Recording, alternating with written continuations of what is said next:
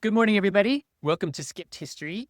I'm sending out a short video today or I hope it's short, because I have a show on Monday about Robert Moses and the Power Broker. Monday night, 7 o'clock, Lower East Side, New York. I will put a ticket link in this post. I know many of you can't make it. There are thousands of you who are not in New York City, and that's totally fine, of course. One day, I hope I can bring the show to you somewhere. For anybody who's in New York, I hope to see you there. And thank you to everybody who's already purchased tickets and who has already seen the show. Very excited to do it again. There are some minor changes, and I cut down one or two things to give me more space to riff during the show. So may Robert Moses have mercy on us all. For everybody, I wanted to address one question, which is why make the show now? Why talk about Robert Moses and the Power Broker in 2025?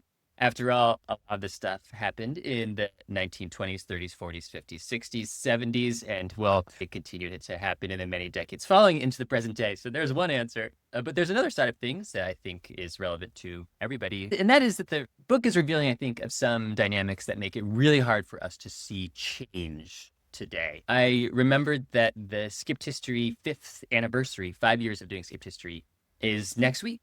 It'll be 5 years since the first publication, which was September 2020, which is crazy. And that anniversary offers a good time for me to think about all of the interviews we've done. There have been hundreds of them. I've read hundreds of history books for Skipped History to the point that I don't know where to put books anymore. I'm working on that, more on that another time. But for me, there's something really interesting and important in sending out these single episodes of history. And there's also something really important in figuring out how they connect and synthesizing them, which then brings me back to Robert Moses. He built $250 billion worth of public works. He built highways, bridges, beaches, public housing, cultural centers, a Venetian-style bell tower, which is not related really so much to this, but really makes me laugh, and so much more. Anywhere you are in New York City, you are close to a Robert Moses structure of some kind. And informing all of his structures was a sort of quest for power, but also a deep attachment to a British system of hierarchy and inequality. His formulation of ideas and how the city should be shaped was informed and influenced by the British Empire, which he deeply admired. He studied at Oxford, which we talk about in the show. And so the work that he did in the city is this bridge from the past to the present.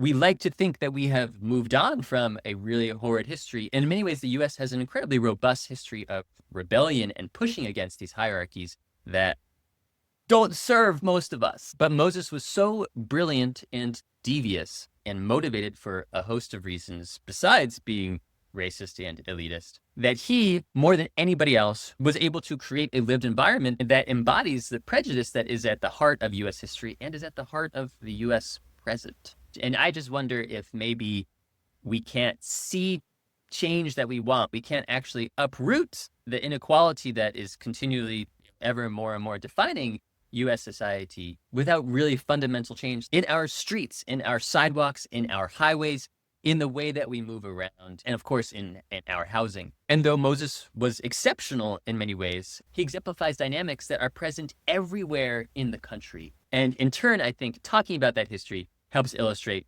what we need to do to get out of the authoritarian quagmire that we find ourselves in. So those are some of the reasons that I'm obsessed with The Power Broker and why I've made a 3-part live show about the book.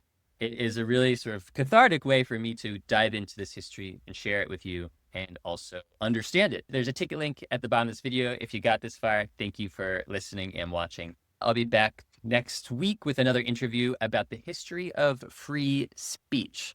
It turns out the two guys who created the idea of free speech as we know it today did not have the purest intentions. Tune in next time to learn more about those bits of Skipped History.